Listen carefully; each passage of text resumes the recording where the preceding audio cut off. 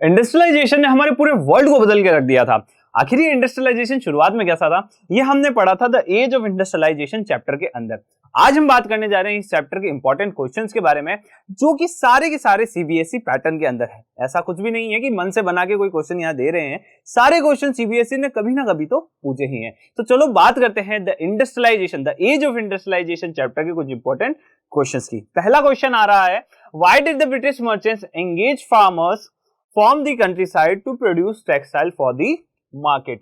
Market के लिए textile produce करना था और उसके लिए जो ब्रिटिश मर्चेंट्स है ना, वो अब कंट्री साइड के फार्मर्स के पास जा रहे थे, उन्हें कह रहे थे आप जो है टेक्सटाइल का प्रोडक्शन करिए। तो ऐसा क्यों था? सीबीएसई 2012 का क्वेश्चन है। तो देखो कारण देखते हैं। This is because towns, urban craft, trade guilds were powerful and they regulate competition. क्या था सिटी साइड में कि जो अर्बन क्राफ्ट हुआ करते थे, ट्रेड गिल्ड्स हुआ करते थे, वो पूरे के पूरे मार्केट को डोमिनेट किया करते थे। वो किसी भी व्यक्ति को अपने मार्केट के अंदर आने ही नहीं देते थे। तो इससे जो नए ट्रेडर्स, जो नए मर्चेंट्स थे, वो मार्केट के अंदर आ ही नहीं सकते थे। और अगर आते थे तो उन्हें ना टफ कंपटीशन देखना पड़ता था, प्राइजेस देखने को मिलती थी, जिससे वो ज्यादा ट्रेड नहीं कर पाते थे, ज्यादा लंबे समय तक वो सिटीज के अंदर टिक नहीं पाते थे। इसके लिए वो कहां जाने लग गए? गांवों के पास जाने लग गए। When was spinning jenny devised and by whom? Spinning jenny एक मशीन थी, वो किसने बनाई थी और कब बनाई थी, उसके बारे में पूछा। तो स्पिनिंग जेनी जो थी वो जेम्स हरग्रीव्स के द्वारा बनाई गई थी 1764 के अंदर। आगे बढ़ते हैं।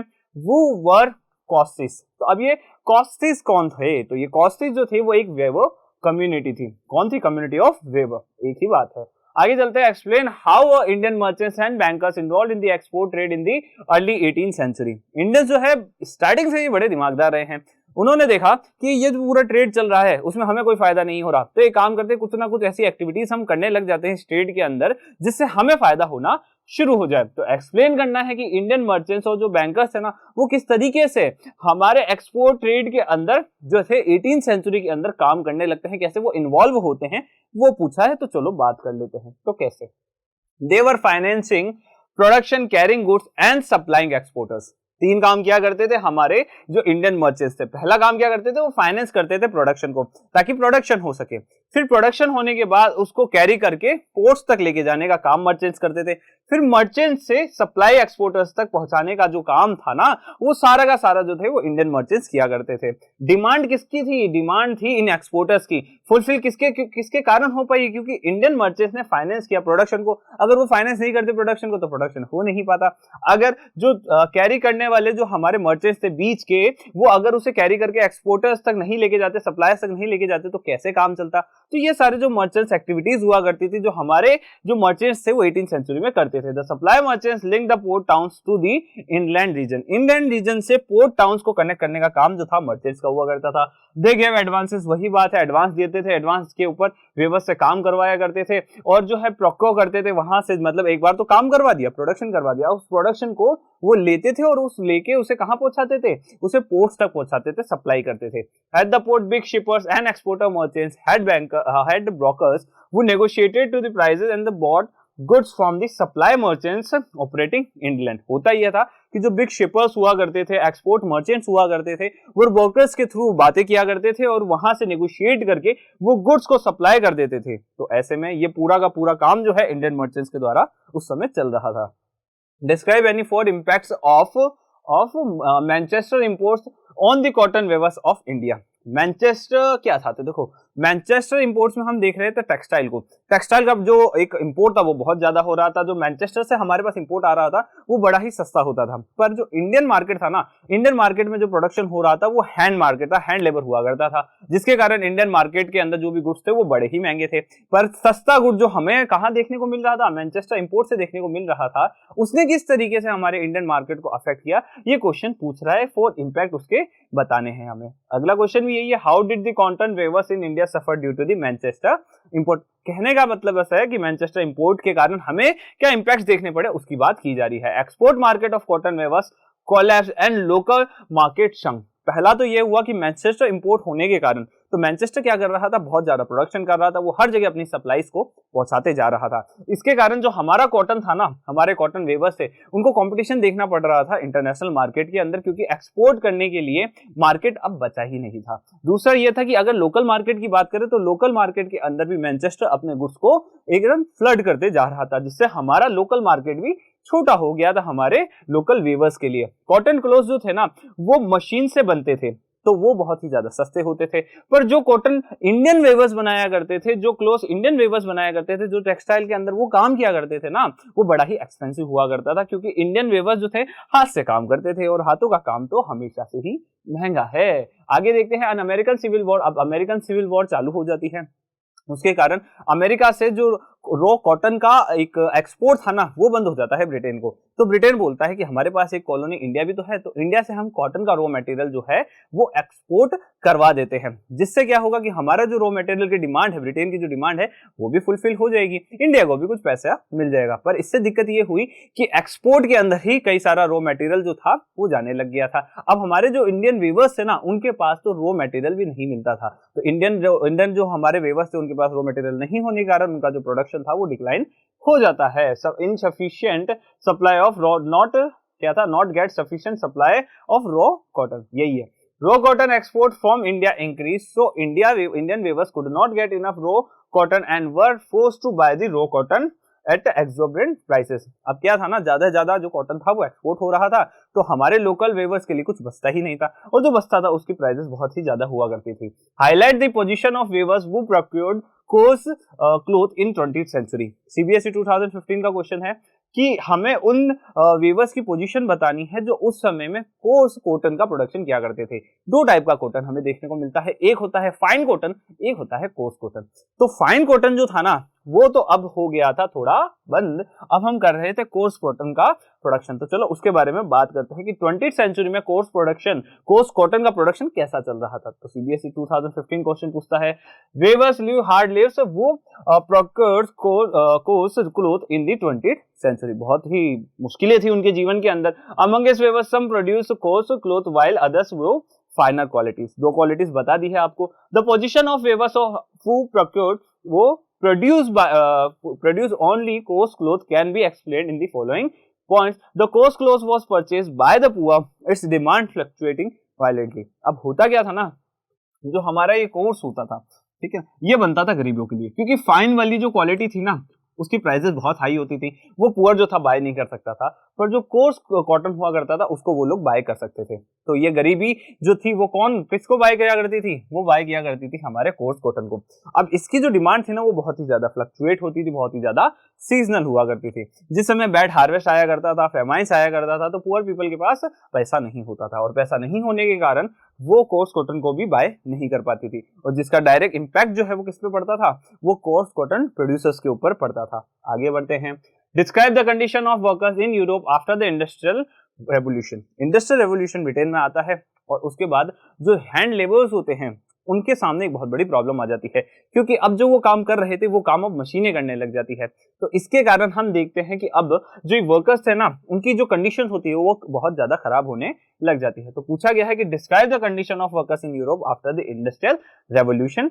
सीबीएसई 2019 का एक बहुत प्यारा क्वेश्चन है, देखते हैं। द कंडीशन क्या थी, in most of the industries the demand for labour और सीजनल। क्या था ना, जो वहां की इंडस्ट्रीज हुआ करती थी वो सीजनल हुआ करती थी। सीजनल होने से क्या होता था ना, कि साल के कुछ महीने आपके पास काम होता था, कुछ महीने आपके पास काम नहीं होता था। The actual possibility of getting jobs, और अगर किसी को जॉब चाहिए भी होती थी ना, तो वो सिर्फ और सिर्फ उनके एग्जिस्टिंग नेटवर्क्स पे डिपेंड करता था। मतलब अगर कोई फैक्ट्री में कोई बंदा काम कर रहा है, वही अपने किसी भी जानकार को लगा सकता था फैक्ट्री के अंदर। तो बाकी जिनकी जान पहचान नहीं हुआ करती थी, वो क्या, वो बस घूमो मजे से, कोई दिक्कत वाली बात नहीं थी। The workers were getting very low wages. अब क्या था ना, ब्रिटेन के अंदर वर्कर्स तो बढ़ते जा रहे थे, अब वर्कर्स बढ़ने के कारण वहां पे जो वेजेस थे ना, वो कम होती जा रही थी, क्योंकि वहां पे वर्कर्स ज्यादा थे, इसलिए वर्कर्स की वेजेस कम थी।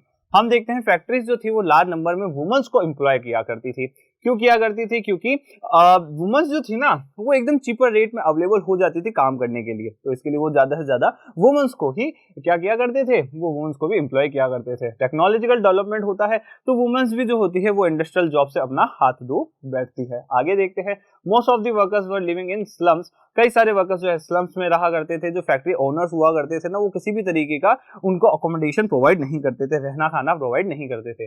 Describe the role of early entrepreneurs of India in the development of industries. India के अंदर इंडस्ट्रीज डेवलप हुई है तो उसका सबसे बड़ा कारण थे अर्ली एंटरप्रेन्योर्स। अब अर्ली एंटरप्रेन्योर्स जो थे ना उन्होंने चाइना से ओपियम ट्रेड के हम बात कर सकते हैं या हम पहले के कॉटन ट्रेड की बात कर सकते हैं, उससे बहुत अच्छा पैसा कमा लिया था। तो उन्होंने अब सोचा कि हमारे पास पैसा तो है कि क्यों ना अब हम इंडस्ट्रीज को इंडिया में ही डेवलप कर देते हैं। तो बात की जाती है describe the role of early entrepreneurs in the development of industries. तो हमारे अर्ली एंटरप्रेन्योर्स की वजह से आज इंडिया के अंदर हमारी जो इंडस्ट्रीज है वो किस तरीके से डेवलप हुई है उसकी बात करते हैं। तो चलो देखो, from the late 18th century British in India began exporting opium to China and took the tea from the China to England. होता यह था, इंडिया से ब्रिटेन जो है ओपियम प्रोड्यूस करवाता था, ओपियम को लेता था, चाइना भेजता था, चाइना से फिर वो टी लेता था और टी को वो ब्रिटेन भेज दिया करता था। अब ये जो लंबा ट्रेड चल रहा है ना उसके अंदर कई सारे हमारे जो बिजनेसमैन है ना इन्वॉल्व हो रखे थे, कई सारा बेनिफिट वो बना लेते थे, कई सारा प्रॉफिट बना लेते थे। 19th सेंचुरी के अंदर कई सारी cotton mills, jute mill, spinning, weaving mills जो है सेटअप की गई थी और सेटअप करने वाले कौन थे? वो थे हमारे इंडियन एंटरप्रेन्योर्स। बंगाल के द्वारकानाथ टैगोर की हम बात करते हैं, बॉम्बे के हम दिशोस पटिची की हम बात करते हैं, जमशेद जी, नौसरवेजी वंजी, टाटा की हम बात करते हैं। उन्होंने कई सारे इंडस्ट्रियल एम्पायर को बिल्ड किया है। तो आज हम ये जानते हैं कि आज हम टाटा जी की बात कर लेते हैं तो टाटा तो आज भी एग्जिस्ट करते हैं। हमारे पारसी साहब जो है टाटा जी रतन टाटा का नाम लेते हैं। तो चलो और आगे बढ़ते हैं। तो ऐसे में हम देखते हैं इन लोगों को पैसा कहां से मिला था। तो अभी मैंने आपको बताया, एक तो ओपियम ट्रेड से कमा लिया था, एक जो था कॉटन ट्रेड से भी इन्होंने बहुत सारा पैसा कमा लिया था। एक मारवाड़ी ट्रेडर भी थे जिनका नाम था सेठ हुकुमचंद। आगे क्या था, जे एन टाटा था, उन्होंने पहली जो थी या फिर हम कह सकते हैं जे एन टाटा ने जूट मिल, आयरन और स्टील फैक्ट्रीज को इंडिया के अंदर सेटअप किया। अब देखो भाई, पैसा होगा तो कुछ भी वो कर सकते थे, तो वो उन्होंने कुछ भी तो किया ही है। Some merchants from Madras traded with the Burma and the some others traded with the Middle East and East Africa. हमारा ट्रेड इतना फैल रखा था कि हम बर्मा से भी ट्रेड किया करते थे, मिडिल ईस्ट से भी हम ट्रेड किया करते थे। Some entrepreneurs operated within India, carry goods from one place to another, banking money, transferring funds between cities and financing other traders. कई सारे ट्रेडर्स ऐसे थे ना जो इंडिया के अंदर ऑपरेट किया करते थे, जो गुड्स को एक जगह से दूसरी जगह लेके जाते थे, बैंकिंग करते थे, मतलब फंड्स जो पैसा है फाइनेंसिंग वगैरह का काम किया करते थे, एक सिटी से दूसरी सिटी तक। ये जो ट्रेड था वो पॉसिबल जो था वो इन मर्चेंट्स और एंटरप्रेन्योर्स के कारण ही पॉसिबल हो पा रहा था। आगे देखते हैं कि जैसे ही नई इन्वेस्टमेंट की अपॉर्चुनिटी सामने आती है तो सारे ट्रेडर्स जो सारे मर्चेंट्स है ना एंटरप्रेन्योर्स बन जाते हैं और वो कहते हैं कि हम एक काम करते हैं, हमारा पैसा जो है हम इन्वेस्ट कर देते हैं फैक्ट्रीज को सेटअप करने में। अगला question, how did many Indian entrepreneurs survive despite of tight economic control imposed by the British government. British government चाहती थी कि ज्यादा से ज्यादा फायदा जो हो वो उन्हीं को हो, उसके बावजूद भी हमारे इंडियन जो एंटरप्रेन्योर्स होते हैं वो कहीं ना कहीं से अपना काम निकाल लेते हैं। तो यह पूछा गया कि ब्रिटिश गवर्नमेंट की इतनी इकोनॉमिक टाइट पॉलिसीज होने के बाद भी कैसे कई सारे इंडियन एंटरप्रेन्योर्स जो थे ना वो सर्वाइव कर गए। तो यह पूछा गया है इस क्वेश्चन में, सीबीएसई 2012 का क्वेश्चन है। आगे देखते हैं कि हाँ, कंट्रोल तो था, इकोनॉमी जो थी ना वो कंट्रोल हो रखी थी। इकोनॉमी के कंट्रोल होने से मतलब था कि जो ब्रिटिश गवर्नमेंट थी ना वो ट्रेड को कंट्रोल कर रही थी, जैसा वो ट्रेड चाहती थी वैसा वो ट्रेड हमारे इंडिया के अंदर करवाती थी। बट मैंने इंडियन एंटरप्रेन्योर्स क्यों सर्वाइव हो पाए थे? क्योंकि उन्होंने अडेप्शन कर लिया था, उन्होंने मार्केट के अकॉर्डिंग अपने आप को ढाल लिया था, उन्होंने अपने ट्रेड को अपने टाइम के अकॉर्डिंग चेंज करना सीख लिया था। सब मर्चेंट्स जो थे वो बर्मा के साथ, मिडल ईस्ट के साथ, ईस्ट अफ्रीका के साथ जो थे ना वो बहुत सारा ट्रेड किया करते थे और वहां से उनको बहुत अच्छा कैपिटल मिला करता था, एक अच्छा ट्रेड नेटवर्क उन्हें मिल जाया करता था। सब मर्चेंट्स जो थे ऑपरेट करते थे इंडिया, ये सारी चीजें हमने अभी पढ़ी है। बैंकिंग किया करते थे, ट्रांसफर करते थे फंड्स को एक सिटी से दूसरी सिटी में, फाइनेंस किया करते थे ट्रेडर्स को। व्हेन अपॉर्चुनिटीज, जैसे ही उनको अपॉर्चुनिटीज मिलती है तो वो क्या करते हैं, वो फिर से उसमें इन्वेस्टमेंट कर देते हैं। तो ये मतलब घुमा फिरा के वही आंसर इसमें लिखना है। आगे देखते हैं, what was the role of a jobber. एक जॉबर का रोल क्या हुआ करता था? तो सीबीएसई 2012 का क्वेश्चन है। तो देखो, जो जॉबर है ना, जॉबर का क्या काम था? तो जॉबर का काम था जॉब दिलवाना। अब जॉबर की जो पोजीशन थी वो कैसे काम कर रही थी, क्या क्या इसके अंदर फंक्शंस हुआ करते थे जॉबर्स के पास, वो हम देख लेते हैं। तो देखो, जो जॉबर्स थे ना वो रिक्रूट करते थे इंडस्ट्रीज के लिए, किसे रिक्रूट करते थे? अपने ही जान पहचान के लोगों को रिक्रूट किया करते थे। Jobbers were people employed by industrialist to recruit the right people from among the job seekers. कई सारे जॉब मांगने वाले थे, उनमें से राइट पर्सन्स को रिक्रूट करने का काम जॉबर्स का हुआ करता था। जॉबर्स को एम्प्लॉयमेंट का ये जो काम था वो दिया किसने था? इंडस्ट्रियलिस्ट ने दिया था। अब ये लोग करते क्या थे ना, ये अपने विलेजेस से है ना कई सारे लोगों को लेकर आया करते थे, उनको जॉब का इंश्योरेंस दिया करते थे कि हाँ आपको हम जॉब दिलाएंगे, चलो हमारे साथ। साथ ही उनको सिटीज के अंदर सेटल होने में हेल्प किया करते थे।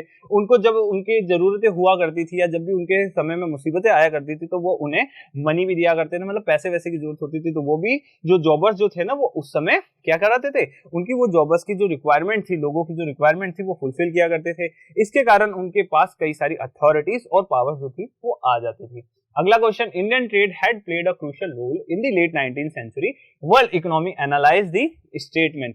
इंडियन ट्रेड जो है ना वो बहुत ही क्रूशियल था अगर हम बात करें लेट 19th सेंचुरी की वर्ल्ड इकोनॉमी के अंदर। तो ऐसा क्यों था, क्या आखिर हमारा ट्रेड चल रहा था? तो चलो उसके बारे में कुछ एनालाइज करते हैं। तो चलो देखो, था गया ना कि हमारा इंडिया जो था ना वो ब्रिटेन की एक कॉलोनी था।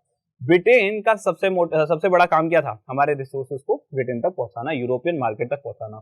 इसके लिए ब्रिटेन ज्यादा से ज्यादा जितनी कोशिश हो सकती थी उतनी वो करने की कोशिश करता था। उससे हुआ क्या? Britain had a trade surplus with India.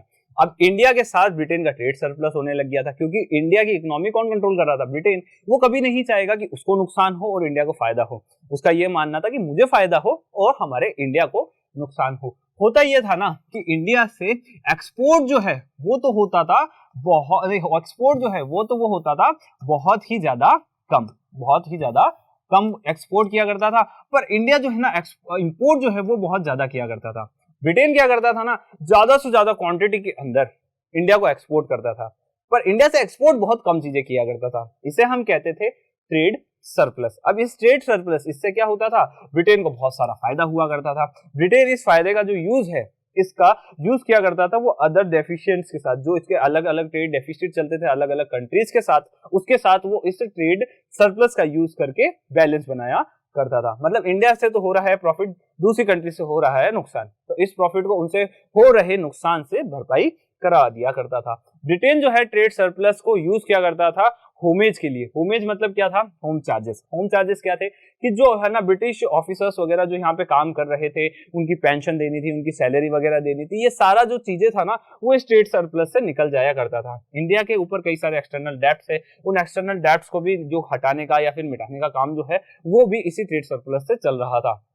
India जो था ना वो एक मेजर सप्लायर था किसका? रॉ कॉटन का। हमने देखा था ना अमेरिकन सिविल वॉर हो जाती है, तो अमेरिकन सिविल वॉर होने के बाद जो ब्रिटेन था वो डिपेंडेंट हो जाता है इंडिया के ऊपर रॉ कॉटन के लिए। तो इंडिया जो है वो एक मेजर सप्लायर बन जाता है रॉ कॉटन का। कहाँ के लिए? ब्रिटेन के लिए। और वहां की जो इंडस्ट्रीज होती है वो बहुत ही ज्यादा डिपेंडेंट हो जाती है इंडियन रॉ कॉटन के ऊपर। मैनी इंडेंचर वर्कर्स जो है वो हमारे इंडिया के बिहार, उत्तर प्रदेश, सेंट्रल इंडिया से आया करते थे। तो ऐसे में अगर ब्रिटिशर्स को लोगों की जरूरत पड़ती थी, लेबर की जरूरत पड़ती थी, तो वो भी इंडिया प्रोवाइड करवा दिया करता था। जो वो लोग थे वो माइग्रेट करते थे ताकि वो माइंस में, प्लांटेशन में काम कर सके। इंडिया जो है एक मेजर मार्केट बन गया था, फाइनल गोल बन गया था कॉटन टेक्सटाइल के लिए। कॉटन टेक्सटाइल की इंपॉर्टेंस बताई जा रही है। नेक्स्ट क्वेश्चन है, why did industrial production in India increase during the first world war? India ने फर्स्ट वर्ल्ड वॉर के दौरान अपना इंडस्ट्रियल ग्रोथ देखा था, ऐसा क्यों था? इंडिया की जो इंडस्ट्रियल प्रोडक्शन था वो क्यों बढ़ रहा था फर्स्ट वर्ल्ड वॉर के दौरान? और explain the impact of the first world war on industrial production in India. या फिर हम कह सकते हैं कि इंडिया के ऊपर फर्स्ट वर्ल्ड वॉर का क्या इंपैक्ट पड़ता है उसके बारे में बताओ। तो देखो, फर्स्ट वर्ल्ड वॉर शुरू होती है, ठीक है। फर्स्ट वर्ल्ड वॉर शुरू होने से हम ये देखते हैं कि जो ब्रिटिशर्स की जो इंडस्ट्रीज थी ना वो अब ज्यादा से ज्यादा प्रोडक्शन करने लग जाती है वॉर रिलेटेड गुड्स का। तो बाकी काम कौन कर रहा? तो बाकी काम कर रहे थे इंडियंस। तो कुछ इसी का ही आइडिया लेते हुए हम आगे बढ़ते हैं। British industries were busy with the war production to meet the needs of the army and they stop British goods in other countries like India. तो उनकी तो जो फैक्ट्रीज थी वो तो कहीं और सप्लाई कर रही थी, तो ऐसे में इंडिया को जो इंपोर्ट हो रहा था वो अब इंपोर्ट रुक गया था। It was a good opportunity for Indian industrialist. अब ऐसे में एक बहुत अच्छी अपॉर्चुनिटी मिल गई इंडियन इंडस्ट्रियलिस्ट को, क्योंकि अब मार्केट के अंदर जो ब्रिटिश गुड आ रहे थे वो अब रुक चुके थे। तो वो क्या करते हैं, इंडियन इंडस्ट्रीज के अंदर ज्यादा से ज्यादा प्रोडक्शन शुरू कर देते हैं, जिससे वो ज्यादा से ज्यादा बड़ी जो सप्लाई है इस मार्केट की वो दूर कर सके। एज द वॉर कंटिन्यू, जैसे ही वॉर कंटिन्यू हो जाती है तो इंडियन फैक्ट्रीज, इंडियन इंडस्ट्रीज को भी अब चेंज कर दिया जाता है वॉर रिलेटेड गुड्स बनाने के लिए, ताकि ज्यादा से ज्यादा वॉर की जो सप्लाई है, वॉर की जो नीड्स है उसको फुलफिल किया जा सके। तो जैसे जूट बैग बनाने हुए, क्लोथ्स बनाने हुए, आर्मी यूनिफॉर्म बनाने हुए, टेंट, लेदर, बुकलेट्स, ये सब जो चीजें थी ना वो इंडिया के अंदर प्रोड्यूस होने लग गई थी। The increase demand for a variety of product led to the setting up of a new factories। जैसे जैसे डिमांड बढ़ रही थी वैसे वैसे नई फैक्ट्रीज भी हमारे इंडिया में सेटअप होती जा रही थी। इससे ओल्ड इंडस्ट्रीज जो थी उसके प्रोडक्शन के अंदर इंक्रीज हमें देखने को मिल रहा था। कई सारे न्यू वर्कर्स जो है जॉब पाने के लिए कई सारी जगहों से आने लग गए थे, कई सारे लंबे घंटों तक उन्हें काम कराने के लिए मजबूर करवाया जा रहा था। हाईलाइट, अब नेक्स्ट क्वेश्चन है highlight and the 3 benefits of industrialisation on the society. Industrialisation का क्या इफेक्ट होता है सोसाइटी के ऊपर, उसके बारे में बात की जा रही है, या फिर हम ये कहते हैं कि क्या बेनिफिट है इंडस्ट्रियलाइजेशन से। तो इंडस्ट्रियलाइजेशन के बच्चों बहुत सारे बेनिफिट हमें देखने को मिलते हैं। The advantage of industrialisation is that the increase of productivity. पहले जो प्रोडक्शन था वो कम होता था, पर इंडस्ट्रियलाइजेशन के आने से प्रोडक्शन अब बढ़ गया था। जब प्रोडक्शन बढ़ जाएगा, जब सप्लाई बढ़ जाएगी, तो गुड्स की डिमांड जो होगी ना वो फुलफिल अच्छे से होगी, और गुड्स की डिमांड होने के कारण और सप्लाई ज्यादा होने के कारण उसकी जो प्राइस होगी वो भी कम हो जाएगी। विच enables production of a large variety of products and service economically. कई सारी जो सर्विसेज प्रोडक्ट जो थे, जो पहले पुअर के एक होता है ना कैपेबिलिटीज में नहीं थे, जो उसके लाइक परचेसिंग पावर में नहीं थे, अब वो उसकी परचेसिंग पावर में आने लग गए थे।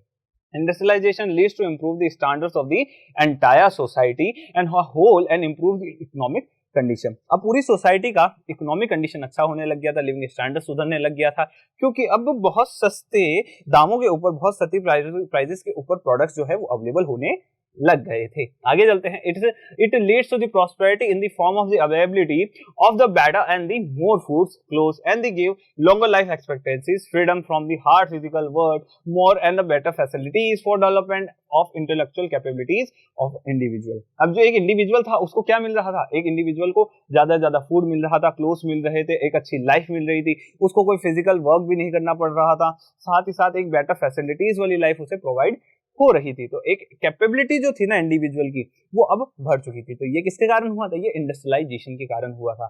It produce employment, wealth and technical skill. इसके कारण एक एम्प्लॉयमेंट जनरेशन हो रहा था, वेल्थ जनरेशन हो रहा था, टेक्निकल स्किल्स लोगों को मिलती जा रही थी, मॉडर्न कन्वीनियंस आते जा रहे थे, मेडिकल एडवांसेस होते जा रहे थे, चेंज हो रहा था लाइफस्टाइल के अंदर। किसके कारण? एजुकेशन के कारण, ट्रांसपोर्टेशन डेवलपमेंट के कारण। जहां पे पहुंचने के लिए पहले 4 से 5 दिन लगते थे, वहां पे अब रेलवे से पहुंचने में बहुत कम टाइम के अंदर पहुंचा जा सकता था। नेक्स्ट क्वेश्चन में चलते हैं। Explain any 3 effects of population growth in England in the late 18th century. देखा गया कि इंग्लैंड के अंदर लेट 18th सेंचुरी में पॉपुलेशन जो है वो बढ़ने लग जाती है। उसका क्या इफेक्ट होता है? कोई 3 इफेक्ट हमसे पूछे गए थे। सीबीएसई 2 2020 अभी का ही क्वेश्चन है, लेटेस्ट। आगे बढ़ते हैं।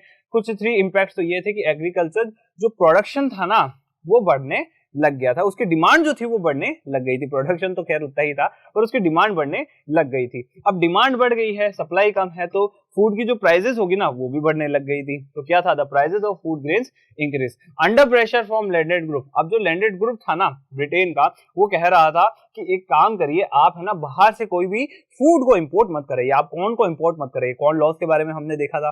तो कॉर्न लॉज होने के कारण वो कह रहे थे कि आप बाहर से फूड को इंपोर्ट ना करिए। इसके कारण क्या था ना, वहां के जो अर्बन डेवलपर्स थे, जो वहां के इंडस्ट्रियलिस्ट जो थे ना, उनके ऊपर एक बहुत ही ज्यादा लोड आ रहा था हायर फूड प्राइसेस का। आगे देखते हैं। Despite stiff competition from machine made thread, the Indian handloom production not only survived but also saw a steady growth in the 20th century. Explain reason in favour of your answer.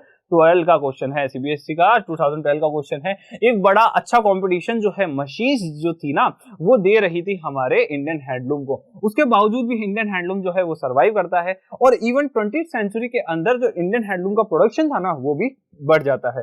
तो ऐसा क्यों था? कुछ reasons आप बताइए। तो देखो बच्चों, मशीन्स जो थी ना वो जिस गुड को प्रोड्यूस किया करती थी ना वो बहुत ही ज्यादा चीप हुआ करता था, पर जो ब्रिटिशर्स थे जिनकी इकोनॉमिक जो डेवलपमेंट था वो बहुत ज्यादा अच्छा हो चुका था, उनके पास एक अच्छी इनकम थी, तो उनके लिए जो मशीन गुड्स होते थे ना वो बहुत ही ज्यादा लो क्लास का सिंबल हुआ करते थे।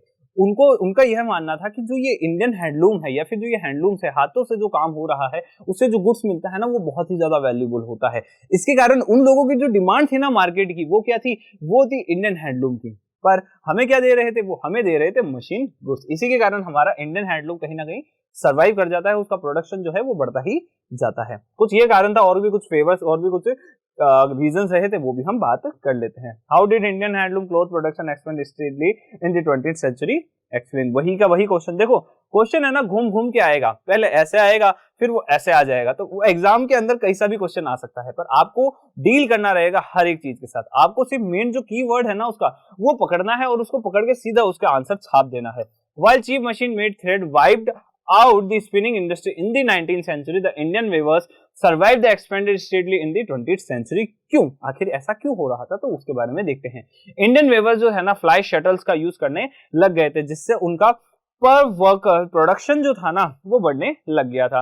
उनका पूरा प्रोडक्शन जो था वो स्पीड हो रहा था, जो लेबर की अब डिमांड थी वो कम होती जा रही थी। किस वजह से? क्योंकि उन्होंने फ्लाई शटल का यूज करना शुरू कर दिया था। फ्लाई शटल के यूज के कारण उनका प्रोडक्शन बढ़ रहा था और उनकी जो कॉस्ट थी वो भी कम आ रही थी। इसके कारण वो सर्वाइव कर रहे थे उस कॉम्पिटिशन के अंदर। Among the weavers some produce coarser cloth while others wove finer varieties. कई जो वेवर्स हुआ करते थे वो कोर्स जो गुड्स हुआ करते थे, कोर्स जो क्लोथ्स हुआ करते थे उसका प्रोडक्शन करते थे, कुछ फाइनर क्वालिटीज का प्रोडक्शन किया करते थे। जो फाइनर वेराइटीज होती थी ना वो किसके लिए थी? वो थी रिच के लिए। जैसा कि हम बात करते हैं बनारसी की, जैसे कि हम बात करते हैं बालूशाही साड़ीज की, तो ये जो चीजें है ना ये मशीन नहीं बना सकती थी, ये सिर्फ और सिर्फ जो इंडियन हैंडलूम था ना वही बना सकता था। जिसके कारण देखा गया कि फेमाइंस भी आ गए, कई सारे ड्रॉट्स भी आ गए, पर इनका जो प्रोडक्शन है वो नहीं रुका, क्योंकि इनकी जो डिमांड थी ना वो मार्केट में वैसी ही थी। Mills could not imitate specialised weaves like saris and the women borders, famous lungis and the handkerchiefs of Madras. जो मशीन थी वो कर सब कुछ सकती थी, प्रोडक्शन कर सकती थी, पर वो किसी एक वैरायटी को ही बना सकती थी। वो एक इतना स्पेशलाइजेशन नहीं दे सकती थी किसी एक प्रोडक्ट के अंदर, जितना स्पेशलाइजेशन इंडियन हैंडलूम या कोई भी हैंडलूम वर्कर दे सकता था। आगे का question, why did the export of Indian textile decline at the beginning of the 19th century? Indian textile का जो एक एक्सपोर्ट था वो 19th सेंचुरी कब की है? 19th सेंचुरी के बिगिनिंग में ही क्यों डिक्लाइन हो जाता है? एक्सप्लेन करना है कुछ 3 रीजंस के साथ। सीबीएसई 2020 का क्वेश्चन, सीबीएसई 2016 में भी ये क्वेश्चन आ चुका है। ये मैं इसलिए बता रहा हूं ताकि आपको पता रहे कि ये क्वेश्चन जो है वो रिपीट हो सकता है, उसकी प्रोबेबिलिटी ज्यादा है। एग्जामिनर को पता है कि मुझे इस पूरे चैप्टर के अंदर से क्या पूछना है, वो एक बार पूछ चुका है। तो देखो आपको फ्यूचर बिल्ड करना है तो उसके लिए जरूरी है आपके पास्ट एक्सपीरियंस अच्छे होने चाहिए। आप अपने पास्ट से अगर कुछ सीख सकते हो तभी आप आगे बढ़ सकते हो। अगर आप पास्ट से कुछ नहीं सीख रहे हो, हमें हिस्ट्री क्यों पढ़नी होती है? हिस्ट्री हमें इसलिए पढ़नी होती है ताकि हमें पता रहे कि हमारे पास्ट में क्या हो चुका है, ये गलतियां जो है पास्ट में हो चुकी है ये हमें वापस नहीं करनी है। रामायण, महाभारत, गीता, ये सब चीजें हमें क्या सिखा रही है? ये हमारी हिस्ट्री तो है, ये हमें क्या सिखाती है? ये हमें सिखाती है कि चलो ठीक है, जो हो चुका है वो हो चुका है, पर उससे जो हमें नॉलेज मिलती है ना उस नॉलेज का इस्तेमाल, जो यूज है वो अभी करना है, अभी के वर्ल्ड में करना है, ताकि हम फ्यूचर को हमारे बेटर बना सके। तो रामायण महाभारत हमें कई सारी चीजें सिखाती है, पर अभी हम रामायण महाभारत की बातें नहीं करेंगे। अभी हम बात करेंगे कि आखिर ऐसा क्यों था कि इंडियन टेक्सटाइल जो था ना उसका डिक्लाइन हमें देखने को मिल रहा था। तो चलो बात करते हैं। तो सबसे पहले ईस्ट इंडिया कंपनी के पास पावर आ गया था, जिसके कारण हुआ क्या, इंडिया का जो पॉलिटिकल पावर था वो ईस्ट इंडिया कंपनी के पास था। तो जैसा उसको काम करने का मन होता था वैसा वो काम करती थी। वो क्या करने लगी? मोनोपोली करने लगी इस पूरे ट्रेड के ऊपर। It proceed to develop a system of management and control that would eliminate competition, control cost, ensure regular supplies of cotton and silk good. जो हमारे बात करते हैं कि जो पूरा का पूरा जो ये मार्केट था उसको अब कौन कंट्रोल करने लग गया था? ईस्ट इंडिया कंपनी कंट्रोल करने लग गई थी। ईस्ट इंडिया कंपनी के पास जैसे ही कंट्रोल आते हैं वो एक ऐसा सिस्टम डेवलप करती है जिससे वो कंपटीशन को खत्म कर सकती थी, जिससे वो अपने कंट्रोल से कॉस्ट को कंट्रोल कर सकती थी, रेगुलर सप्लाईज को वो इंश्योर कर सकती थी। कैसे कर पा रही थी? क्योंकि उसके पास आ चुका था पॉलिटिकल पावर। तो इससे हम देखते हैं कि हमारा कहीं ना कहीं एक डिक्लाइन आने वाला था, क्योंकि सारा जो कंट्रोल था, सारी जो एक मार्केट कंट्रोल की पावर थी वो किसके पास आ चुकी थी? वो आ चुकी थी एक कंपनी के पास। अब कंपनी तो अपने काम के लिए काम करेगी, वो लोगों के लिए काम नहीं करेगी। ग्रोथ होती है, growth of cotton industries in England. जो इंडस्ट्रीज होती है इंग्लैंड के अंदर, वहां पे भी बहुत ज्यादा प्रोडक्शन होना शुरू हो जाता है। कई सारी नई नई इंडस्ट्रीज वहां पे सेटअप होना शुरू हो जाती है, कॉटन इंडस्ट्रीज डेवलप होती है इंग्लैंड के अंदर। Industrial group became worried about the impact from other country. जो वहां के इंडस्ट्रियल ग्रुप्स होते हैं उनको टेंशन होती है कि बाहर के देशों से जो इंपोर्ट हो रहा है उसके कारण हमारा जो प्रोडक्शन है वो कहीं ना कहीं डिक्लाइन कर सकता है। तो वो कहती है गवर्नमेंट को कि गवर्नमेंट एक काम करो, आप कई सारी इंपोर्ट ड्यूटीज जो है वो इम्पोज कर दो इन इंपोर्टेड गुड्स के ऊपर, जिससे इनकी प्राइसेस बढ़ जाएगी, कोई खरीदेगा नहीं और अपना जो अपना प्रोड्यूस है वो लोग खरीदना शुरू हो जाएंगे। तो यह चीज देखी गई, पर देखा गया कि इस इंपोर्ट ड्यूटी के बढ़ने के कारण अब जो इंडियन गुड्स थे, जो इंडियन क्लोथ था ना, जो इंडियन टेक्सटाइल, वो अब कंपटीशन नहीं दे पा रहा था। किसे? वो नहीं दे पा रहा था कंपटीशन इस इंडस्ट्रियल गुड्स को। क्यों नहीं? क्योंकि हमारी कॉस्ट ज्यादा आ रही थी। आगे बढ़ते हैं, इससे एक अच्छा कंपटीशन जो है इंडियन टेक्सटाइल को देखना पड़ रहा था। Further, the industrialists persuaded the East India Company to sell British products forcefully in Indian market. जब उनका खुद का मार्केट कवर हो जाता है, डोमेस्टिक मार्केट, तो वो कहती है ईस्ट इंडिया कंपनी को, कंपनी एक काम करो, इंडिया के मार्केट के अंदर भी हमारा जो ये गुड है ना उसे आप फ्लड कर दो। इससे होगा क्या ना कि हमारे को हमारा लोकल मार्केट से भी पैसा मिल जाएगा और इंटरनेशनल ट्रेड से भी हमें पैसा मिल जाएगा। और होता भी कुछ ऐसा ही है। जो टू एज पॉलिसी थी, पॉलिसी क्या थी कि जो ब्रिटिश जो थे ना, to sell British product, East India Company followed a two edge policy that no taxes on imports but high taxes on export. जो ब्रिटिश जो थे ना, ब्रिटिशर्स क्या कर रहे थे, जो ब्रिटिश कंपनी थी ईस्ट इंडिया कंपनी, वो ये करती थी कि टू एज पॉलिसी लेती थी। टू एज पॉलिसी में क्या काम था कि जो एक्सपोर्ट था ना, एक्सपोर्ट को उसके ऊपर तो लगा देते थे कई सारे टैक्सेस, जिससे एक्सपोर्ट हो जाता था महंगा, पर इंपोर्ट को कर देते थे फ्री, कि इंपोर्ट के ऊपर कोई भी टैक्सेस नहीं है, जिसके कारण हमारा एक्सपोर्ट हो जाता था महंगा, इंपोर्ट हो जाता था सस्ता, और हमारी जो प्राइसेस थी वो भी अब फ्लक्चुएट होने लग गई थी। ज्यादा से ज्यादा जो लोग थे वो किसे बाय करने लग गए थे? इंपोर्टेड गुड्स को। आगे देखते हैं, due to this policy local Indian market slack and flooded with cheap Manchester machine made product. तो ऐसे में हमारे मशीन मेड जो प्रोडक्ट्स थे ना, उनका डिमांड जो है वो बहुत ज्यादा बढ़ गया था इंडियन मार्केट के अंदर। आगे देखते हैं, shortage of raw material. American civil war होती है, जिसके कारण देखा गया कि अब ब्रिटेन को रॉ मटेरियल, रॉ कॉटन जो था ना, वो अब नहीं मिल रहा था। तो उसके लिए अब वो पहुंचती इंडिया के पास। इंडिया से कहती कि इंडिया एक काम करो, जो आपका रॉ मटेरियल है, रॉ कॉटन है ना, वो आप हमें प्रोवाइड कर दो, आपको इससे बाकी चीज बना के हम प्रोवाइड कर देंगे। तो ऐसा ही होता है। As raw cotton export from India increase, Indian weavers face the problem due to the shortage of raw material for textile industry. Textile industries के पास, जो हमारी डोमेस्टिक, जो हमारी इंडियन टेक्सटाइल इंडस्ट्रीज थी, अब उनके पास रॉ मटेरियल बचता ही नहीं है, क्योंकि सारा रॉ मटेरियल तो बाहर की तरफ जा रहा था एक्सपोर्ट होते हुए। तो ऐसे में देखा गया कि हमारी जो टेक्सटाइल इंडस्ट्री थी वो अब पिटने लग गई थी। आगे देखते हैं, by the first decade of the 20th century a series of changes affected the pattern of industrialisation in India. 2013 2008 देख रहे हो, 2008 में पूछा, फिर 13 में वापस क्वेश्चन पूछ लिया।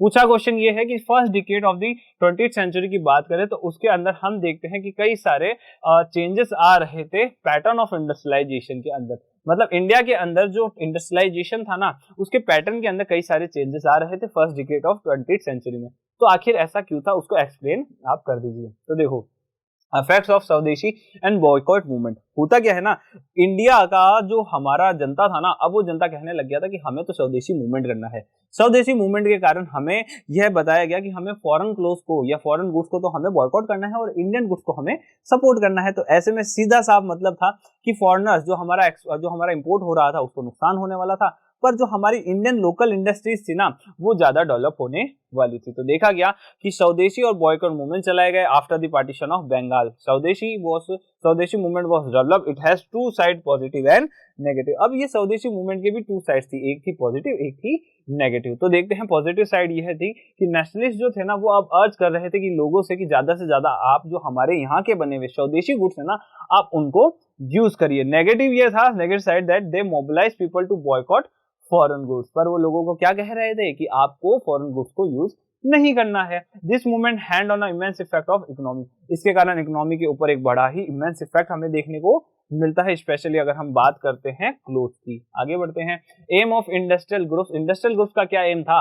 Organise themselves to protect their collective interest. अब जो हमारे इंडस्ट्रियल ग्रुप्स थे वो अपने आप को एक ग्रुप बनाने लग गए थे, जिससे वो अपने कलेक्टिव जो इंटरेस्ट है ना उसको बचा सके। मतलब सभी का जो एक इंटरेस्ट था ना, जो एक खुद का हित था, उसको वो बचा सकते थे। इसके लिए वो एक ग्रुप बना रहे थे। Pressurise the government to increase tariff protection against the grant other concessions. तो अब ऐसा कहा गया उन इंडस्ट्रियल ग्रुप्स ने कि एक काम करते हैं, गवर्नमेंट आप जो है ना, जो ये एक मार्केट के अंदर फॉरेन गुड्स है उससे हमें प्रोटेक्शन दो और साथ ही साथ हमें कई सारे कंसेशंस भी दे दो। आगे देखते हैं, decline of exports to China from 1906। 1906 में देखा गया कि अब चाइना को जो एक्सपोर्ट हो रहा था वो अब धीरे धीरे डिक्लाइन हो जाता है। The export of Indian yarn to China decline as produce from Chinese and Japanese means flooded the Chinese market. होता यह है ना कि हम चाइनीज मार्केट के अंदर इंडियन यार्न को भेज रहे थे। अब चाइनीज जो थे वो बड़े ही समझदार थे, छोटी छोटी आंखों वाले बहुत समझदार होते हैं। तो वो लोग क्या करते हैं कि अपने यहीं पे ही प्रोडक्शन शुरू कर देते हैं यार्न का। जब उनकी खुद की कंट्री के अंदर हम बात करते हैं, जब जो यार्न है उसका प्रोडक्शन हो जाएगा तो वो दूसरी कंट्री से एक्सपोर्ट इंपोर्ट क्यों ही कराएंगे।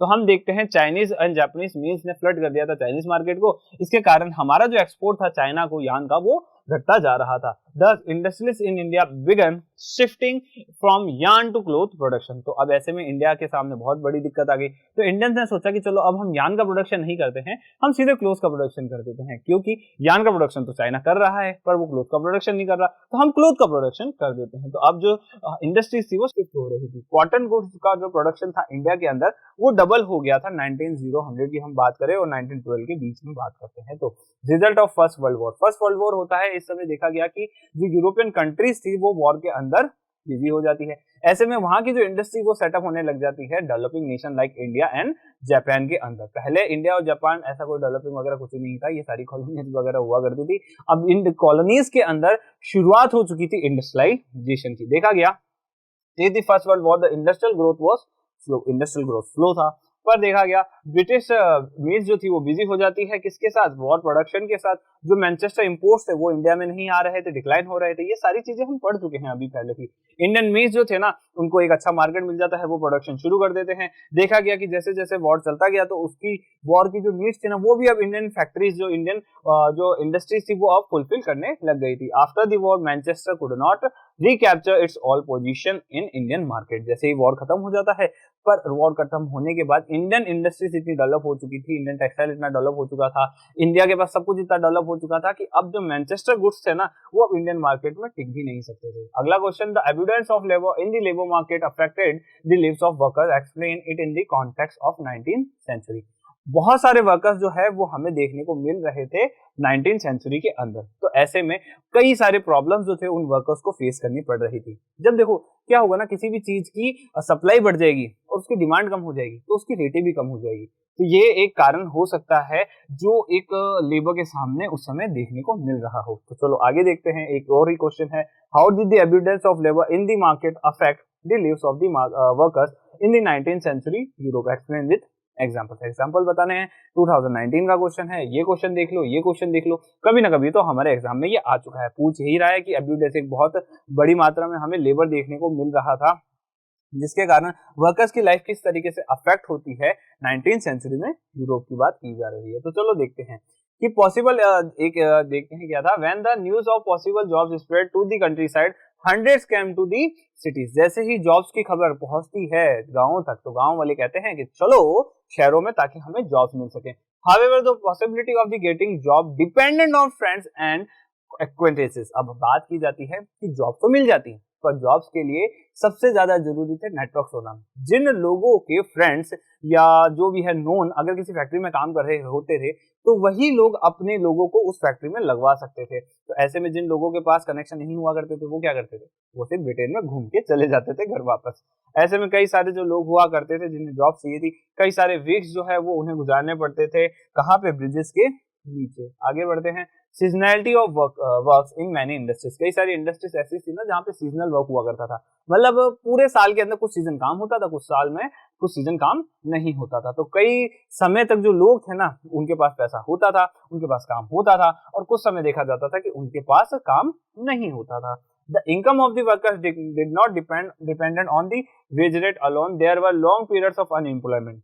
जो हमारी वेज रेट थी ना वो इकलौता ऐसा कारण नहीं थी जिसके ऊपर वर्कर्स डिपेंड कर सकते थे। क्यों? क्योंकि वेज रेट अगर ज्यादा होती थी तो कोई दिक्कत नहीं है, पर वेज रेट भी ज्यादा है पर अनएम्प्लॉयमेंट ज्यादा फैला हुआ है, तो ज्यादातर वर्कर्स जो था वो तो अनएम्प्लॉयड था। तो ऐसे में वर्कर्स के सामने की जो प्रॉब्लम थी वो दूर नहीं हो जाती, क्योंकि एक टाइम में उनके पास पैसा बहुत सारा आ जाता था पर बाकी टाइम तो वो बेरोजगार ही घूमते रहते थे। आगे देखते हैं। The number of days of worker determine the average income of workers. तो ऐसे में जो नंबर ऑफ डेज है, कितने दिन वो काम कर रहे हैं वो जरूरी है। अब एक आदमी 10 दिन काम करता है, 10 दिन में उसे 100 रुपए एक दिन के मिल रहे हैं तो कितने कर लेगा, 1000 रुपए कर लेगा। पर अगर वही आदमी 10 दिन की जगह 30 दिन काम करता है, 30 दिन उसे 100 रुपए मिलता है, तो उसे कितने मिल जाएंगे? उसे 3000 रुपए मिल जाएंगे। तो ज्यादा जरूरी क्या है, वेज का होना या फिर ज्यादा जरूरी है दिनों का होना? तो दिनों का होना ज्यादा जरूरी था। आगे देखते हैं, the fear of unemployment made workers hostile to the new technology. जैसे ही नई टेक्नोलॉजी सामने आती है, अब वर्कर्स डर जाते हैं कि अभी तक तो हमारे पास पहले ही काम नहीं था, नई टेक्नोलॉजी और आगे अब हमारे हाथों से काम और भी चला जाएगा। स्पिनिंग जेनी जैसे ही इंट्रोड्यूस होती है तो कई सारी जो वुमेन्स होती है वो अटैक करने लग जाती है इस न्यू मशीन के ऊपर। आगे देखते हैं, examine the causes of clashes between the weavers and the gomastas in many weaving villages. CBSE 2015 का क्वेश्चन है। देखो होता क्या है ना कि वेवर्स जो है ना उनका क्लैश होने लग जाता है गोमास्तास के साथ। अब जो ये गोमास्तास के साथ क्लैश होता था उसका कारण क्या था वो हमसे पूछा गया है। तो देखो, ईस्ट इंडिया कंपनी जो थी वो अपॉइंट करती है एक पेड सर्वेंट को जिसका नाम था गोमास्तास। गोमास्तास का काम था कि वो सुपरवाइज करेगा वेवर्स को।